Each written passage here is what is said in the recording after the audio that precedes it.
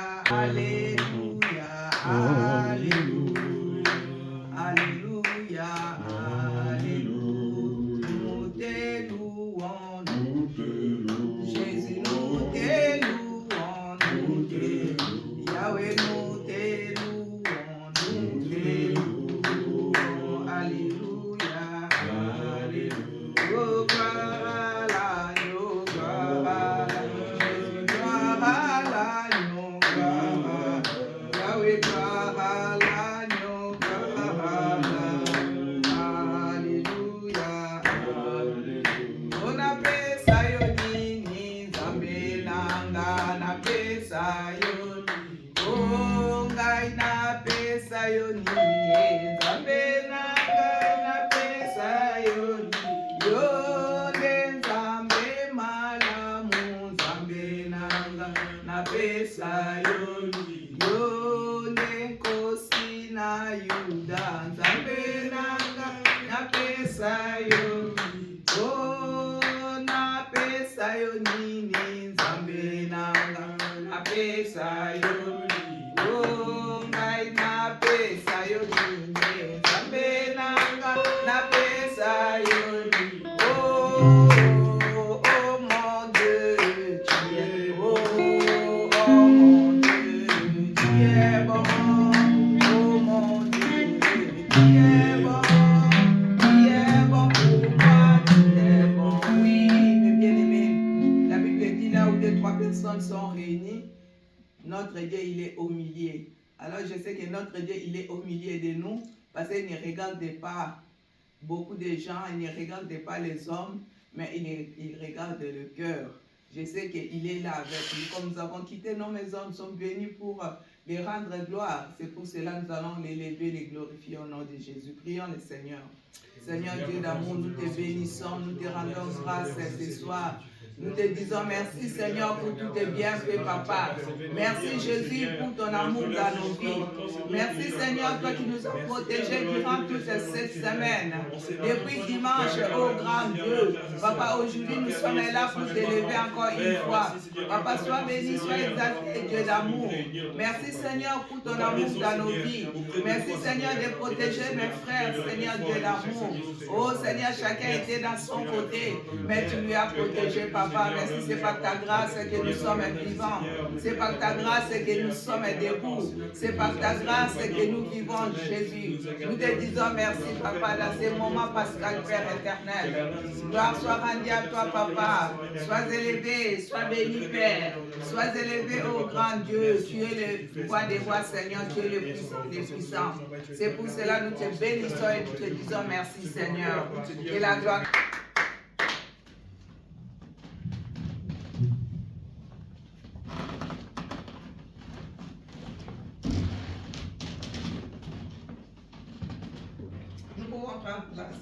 Il est déjà bon. Je vous salue au nom merveilleux de ce temps pascal, au nom de notre Seigneur Jésus-Christ. Amen. Amen. Amen. Soyons bénis. Amen. Nous qui avons trouvé le temps d'être là. Ironie de l'histoire,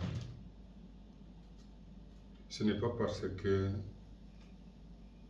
les auditeurs sont réduits et l'inspiration de la parole de Dieu diminue aussi. Non. Si vous regardez vraiment, le Seigneur parlait de grandes choses quand il était avec moins de personnes. Un exemple avec la Samaritaine, elle a beaucoup parlé. Alors textuellement, la même chose avec Nicodème. Il a parlé, il lui a révélé des choses. Et ça faisait quand même le contraire. Quand il y a une foule, là il commence à parler en parabole. Mais quand il est individuellement avec les gens, réduit, c'est là où de grandes choses sortent. Alors c'est presque un peu la même chose dont j'ai l'impression qu'il a voulu nous parler, nous qui sommes là. Amen. Mais le problème est là. Quand il parlait avec des gens comme ça, Mais ces messages n'ont pas été disparus. Finalement, ces messages-là sont arrivés jusqu'à nous aujourd'hui. Alors c'est la même chose dont même ce sanctuaire n'est pas rempli comme les dimanches. Si dans son temps, il y avait des caméras comme aujourd'hui, alors même nos frères et sœurs, ceux qui sont absents, un jour quelqu'un voudra voir peut-être que le vendredi là qui a suivi la Pâque, qu'est-ce qu'on a parlé? Qu'est-ce que le Seigneur nous a parlé? Alors, ils trouveront de cette réflexion dont je vois que le Saint-Esprit est là, comme il avait dit le Seigneur Jésus, qu'il ne nous laisserait pas orphelins.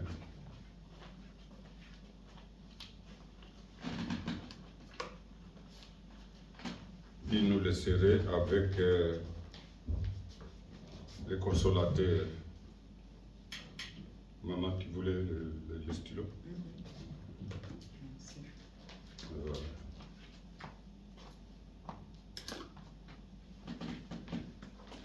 Alors, c'est-à-dire ces derniers temps, depuis la Pâque jusqu'à aujourd'hui, je suis en train de voir, d'examiner la grandeur de l'amour de ce Dieu, les dons incomparables de la croix et les gratitudes de l'homme, tout en appelant à la repentance et à la reconnaissance dont nous allons parler aujourd'hui. C'est-à-dire pour ceux qui notent, je vous prie de vous asseoir quand même.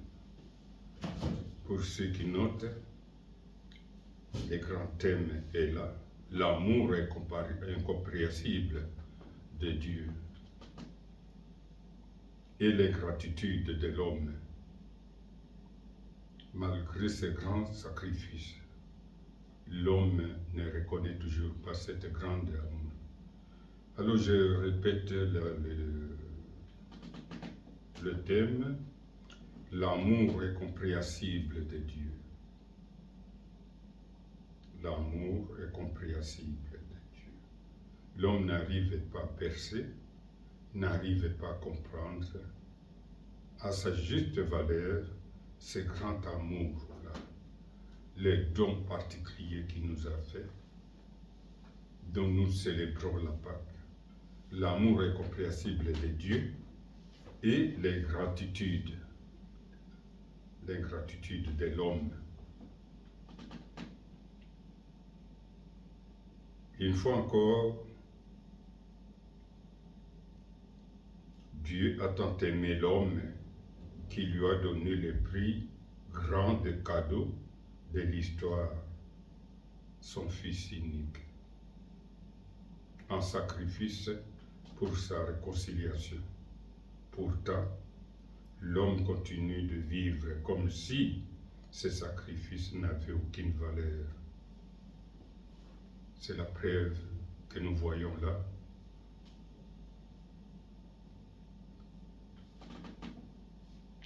Et surtout comme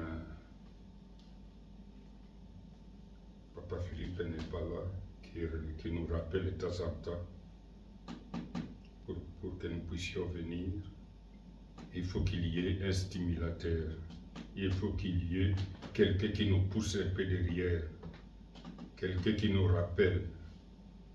C'est regrettable.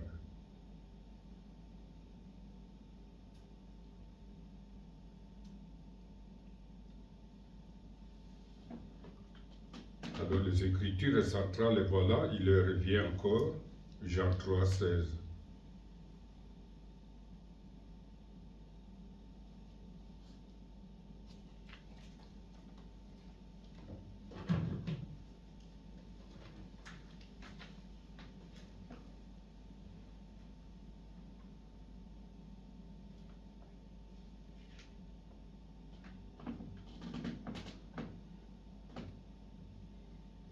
ndeko ya Manase soki omoni ntanga yango.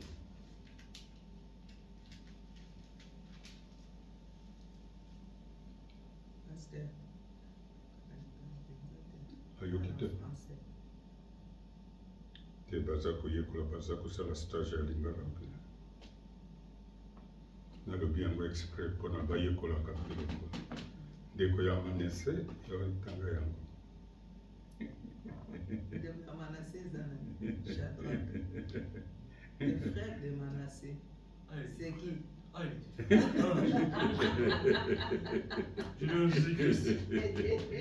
Ce qu'on ndeko ya Manassé, c'est-à-dire son frère.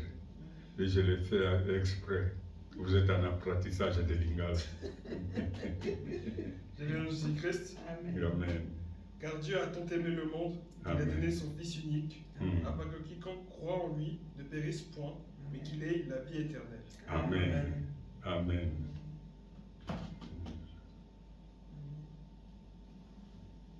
Il n'y a pas longtemps que je faisais allusion à ce verset-là qui résume le logo de votre église. Je crois maintenant, si vous voyez le logo de votre église, vous n'allez plus douter, vous n'allez plus vous demander. Alors, car Dieu a tant aimé le monde, et puis tu vois, le globe est au centre là de la croix. Il a aimé le monde. C'est-à-dire, c'est ce que nous pouvons dire. Ce n'est pas méchant, ce n'est pas tout le monde qui sont enfants de Dieu. Cet amour de Dieu plane est là comme ça. Seulement c'est donné à celui qui croit maintenant à son Fils là. C'est lui que les incroyants, les infidèles pour dire le langage des enfants d'Ismaël, les infidèles, ils bénéficient les jours fériés, voire même jusqu'à lundi de Pâques encore, jusque-là. C'est ce qui montre vraiment la grandeur de ce Dieu-là, son grand amour. Cet amour qui dépasse l'entendement. Dieu a créé l'homme à son image.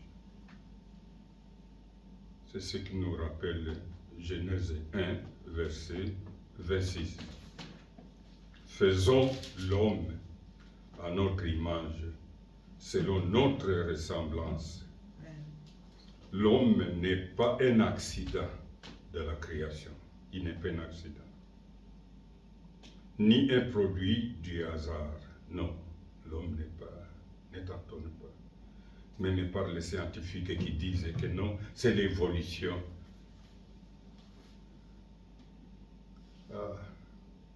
Vous qui venez de naître ici, par rapport à ce que les scientifiques disent que l'évolution là, l'homme descend de singe.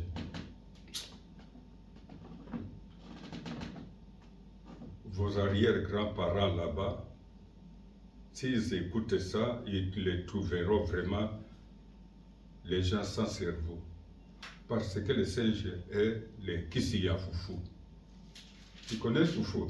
Foufou, c'est le Foufou. Et puis avec les singes, mais ils alignent à Kitoko pour bien manger.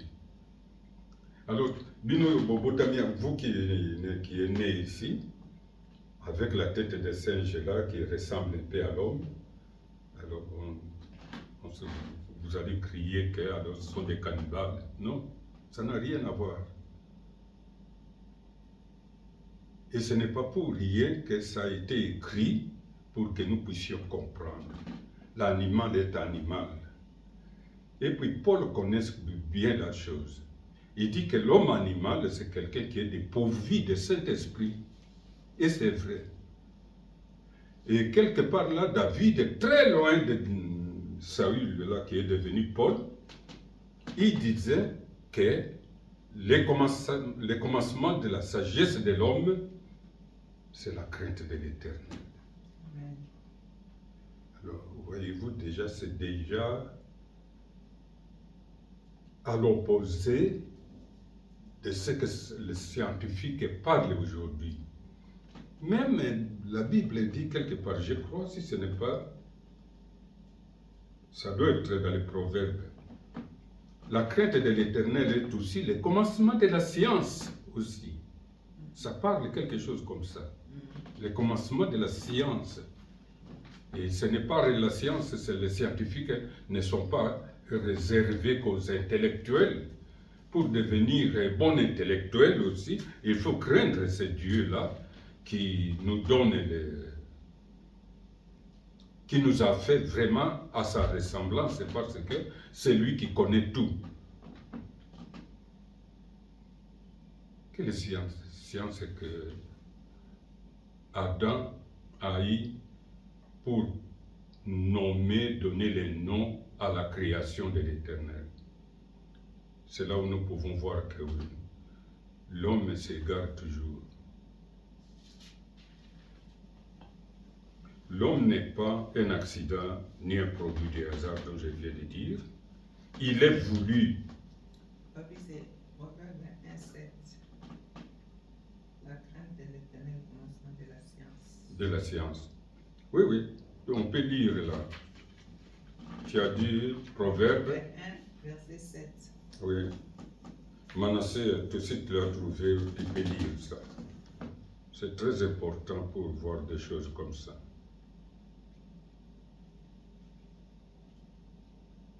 Parce que quand les choses sortent comme ça. Proverbe 1, verset 7.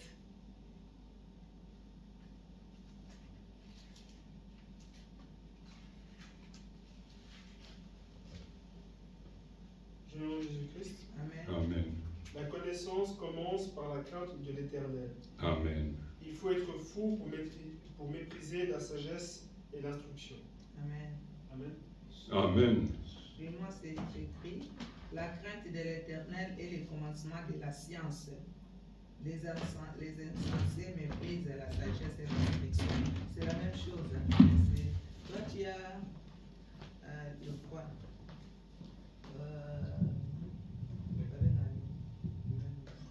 Français courant, hein? Dans ta Bible, Manassé. Moi, je sais bon. Tu es second? Second 21? Oui. Ah, moi, j'ai second 10. Comme ça.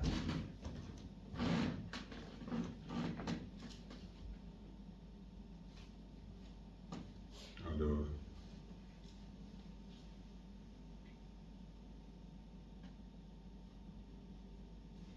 Bartoli, na Lingala,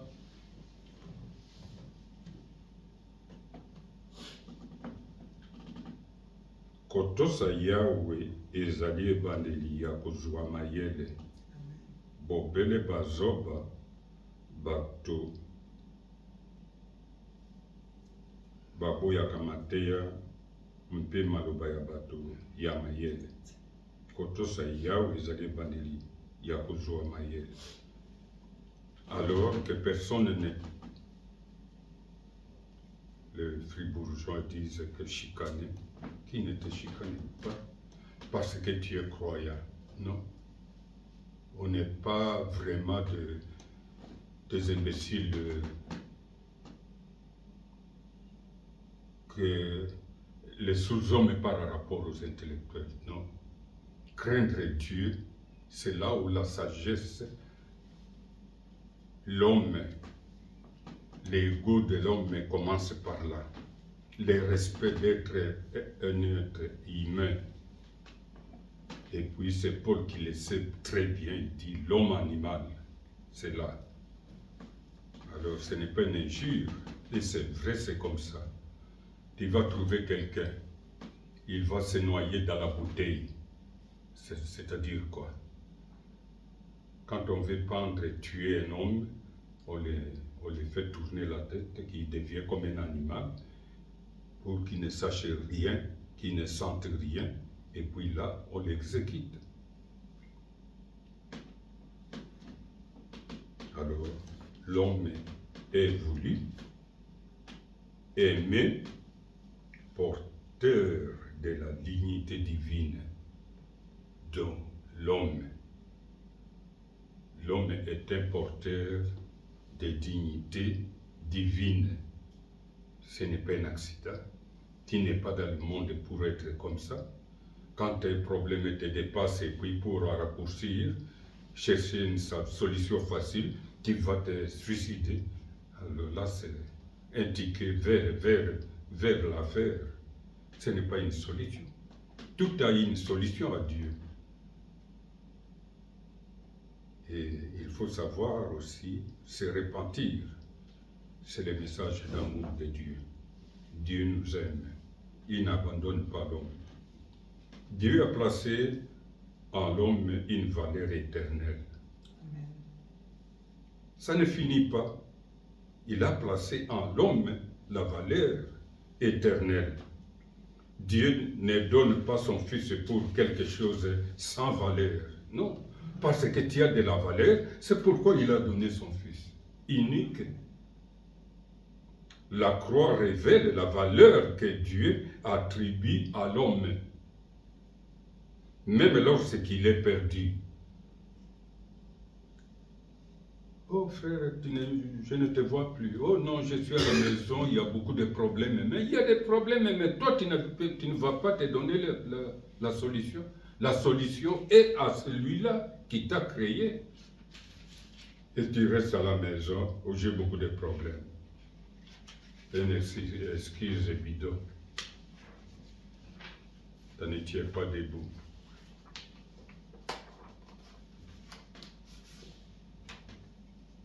Le cadeau suprême, la croix, comme acte de réconciliation.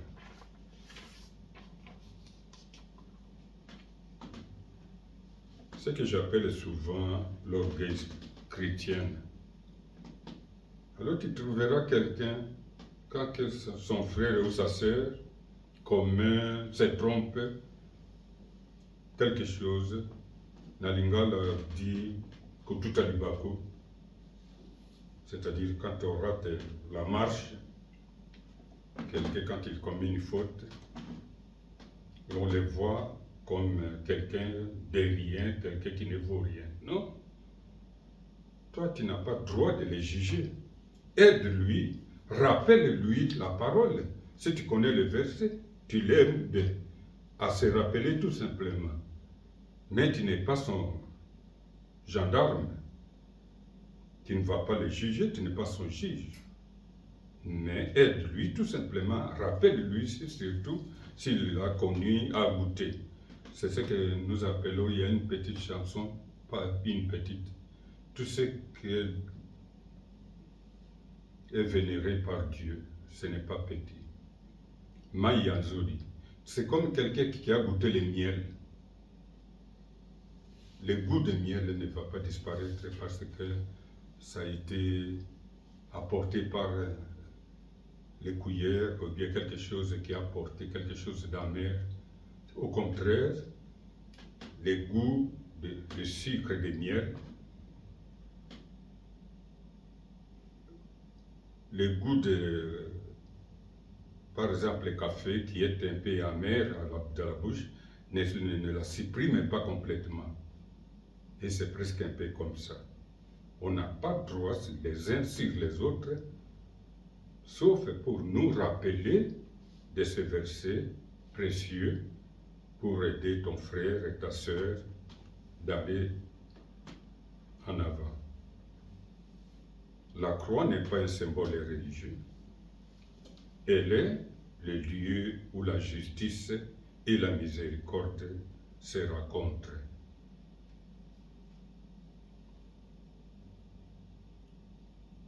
Les ponts entre Dieu et l'homme, la croix. La croix est aussi la preuve irréfutable de l'amour de Dieu à cet homme qu'il a créé à son propre image.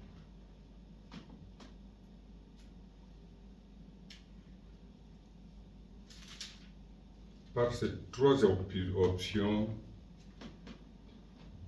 que nous trouvons que ce cadeau suprême est la réconciliation avec Dieu, alors le point B, Christ n'est pas mort parce que l'homme le méritait, non.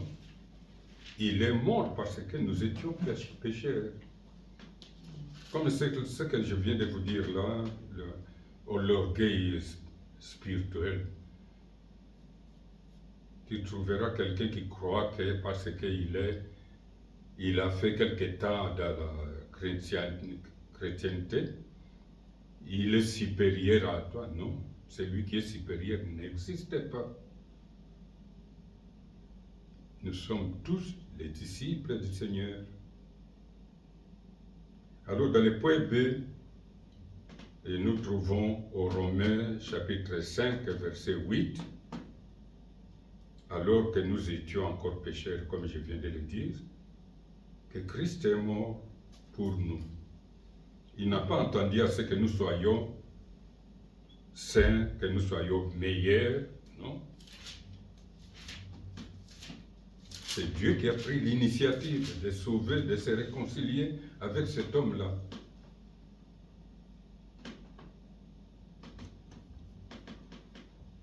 En passant tout simplement, quand Adam et Ève ont péché, ils sont allés loin de Dieu. Ils sont allés se cacher parce qu'ils sont découverts qu'ils étaient nus. Alors ce sont eux qui avaient pris la résolution de fuir loin de Dieu. Mais qu'est-ce qui s'était passé? Dieu les a suivis. Et la manière dont la Bible décrit, Adam et Ève, ils ont entendu la voix de Dieu qui parcourait toutes les champs, c'est-à-dire les jardins. Comment est-ce qu'une voix peut recourir? C'est-à-dire, c'est là où nous trouvons la grandeur et la force de Jésus. Cette parole qui a revêtu le corps humain. En parcourant les jardins d'Éden pour chercher Adam et Ève, et c'est la même mission qu'il a fait de porter le corps humain, la chair, et venir sauver l'homme. C'est Dieu qui prend toujours l'initiative. Comme il avait pris ce jour-là dans le jardin d'Éden, dont cette parole est venue se sacrifier pour nous.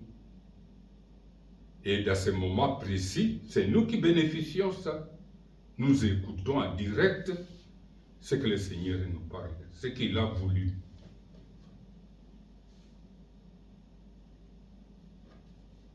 La réconciliation vient de Dieu vers l'homme, jamais l'inverse. Au contraire, Adam et Ève, ils se sont enfuis très loin. En plus, ils ont commis une grande faute encore.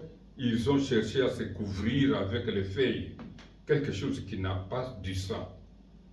Or que sans le sacrifice du sang, il n'y a pas le pardon des péchés. Alors voyons le point C. La croix est un cadeau, pas une dette. Dieu ne va pas nous taxer de cela, non. Par contre, il nous dit, il nous surveille, nous les prédicateurs, nous qui avons la charge, nous qui avons une responsabilité, qui porte son nom, qui enseignons son nom, sa parole, vous avez reçu gratuitement, donné aussi gratuitement.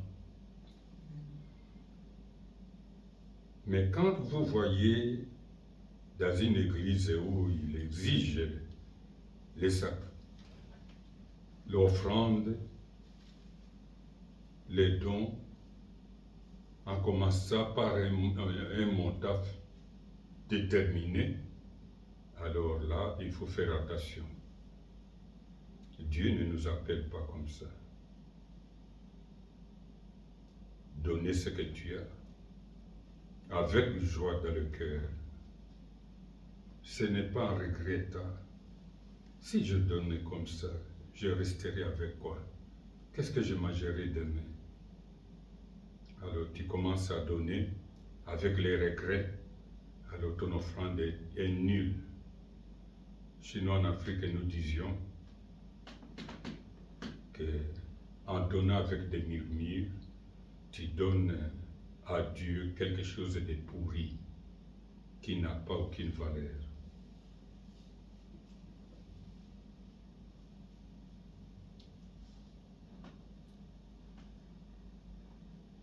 Alors je venais de dire que ce n'est pas une dette, on ne peut pas la payer, on ne peut pas la mériter, on ne peut que la recevoir avec gratitude.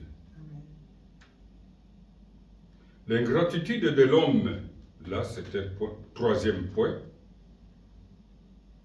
L'ingratitude de l'homme, un cœur qui ne reconnaît pas les bienfaits. Là aussi, il y a trois parties des choses. Point 1, l'homme vit comme si Dieu ne lui avait rien donné. Et c'est pourquoi nous voyons, quand on n'a pas un travail, on cherche, on gêne, on fait tout pour trouver du travail. Et quand on a ce travail-là, ça devient bouc émissaire. Ah, je suis très fatigué. C'est Dieu qui m'a donné ce travail. Il comprendra que, même si je ne suis pas allé l'adorer, il comprendra que je suis lessivé, je suis fatigué. Non. L'homme vit comme si Dieu ne lui avait rien donné. Il respire gratuitement. Il vit par la grâce. Et cet homme, il est protégé, nourri, aimé, mais il dit, je n'ai besoin de personne. C'est réflexion humaine. Et c'est démoniaque, satanique. Ce n'est pas là vraiment que le Seigneur entend de nous. Et le point B, l'homme méprise la croix par l'indifférence. Et c'est ça. Je suis fatigué. Alors il est fatigué, mais tu vas le trouver avec une télécommande à la main. Il est là, en train de regarder les choses sans valeur. Il est là. Il connaît l'histoire, mais pas la puissance. Il porte la croix au cou, mais pas dans le cœur. Il célèbre Pâques, mais ignore les sacrifices.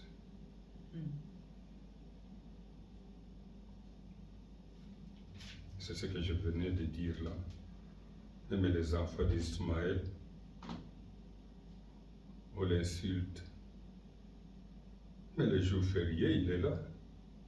Et pourquoi il ne les prend pas comme les jours ordinaires? Quand il y a une fête, lui aussi, il reste à la maison. Alors, pour insulter, c'est comme quelqu'un qui joue avec son enfant, tout en oubliant la grandeur de ce Dieu-là. Et les puissants, l'homme oublie que rejeter la croix, c'est rejeter la vie. Là, nous le trouvons, Épître Hébreux, chapitre 2, verset 3.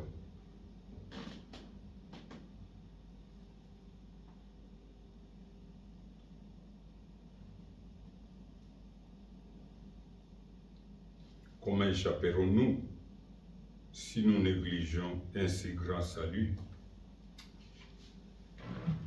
Cet auteur anonyme-là, il a connu vraiment le Seigneur. Les choses qui sortent dans cet épître, c'est étonnant. Alors cela nous amène au quatrième point.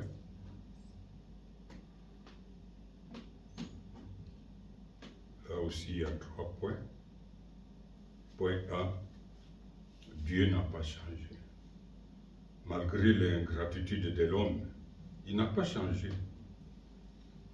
Son amour est encore offert aujourd'hui. Sa grâce est encore disponible. Son pardon est encore accessible.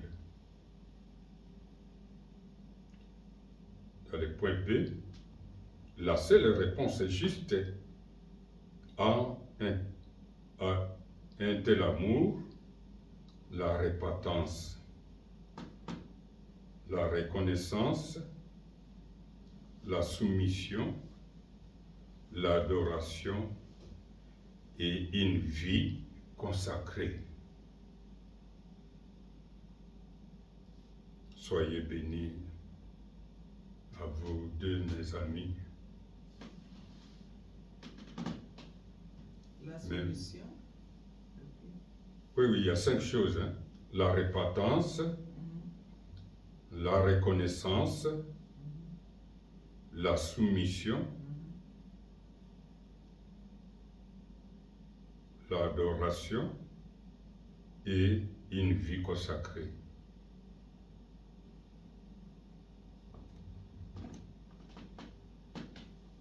Oui, je reprends encore. La repentance, la reconnaissance, la soumission, l'adoration et une vie consacrée. Là, nous passons au point C. Dieu attend une réponse personnelle, pas une émotion, pas une tradition, mais une décision.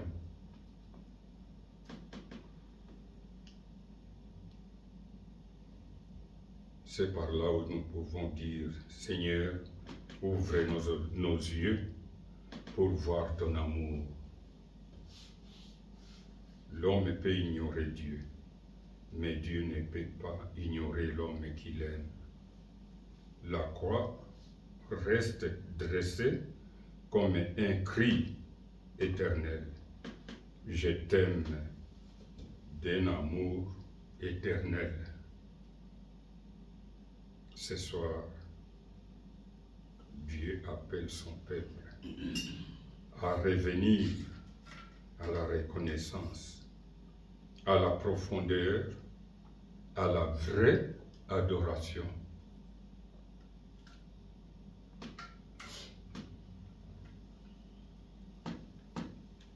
Alors nous pouvons dire ensemble avec moi, Seigneur,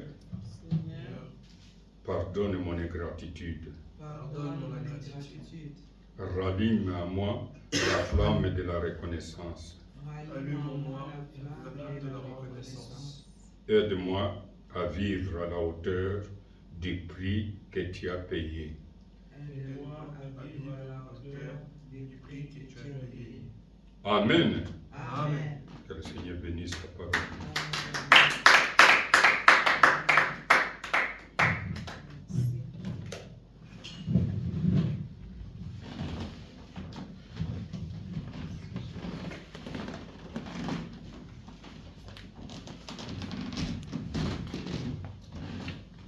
Alléluia.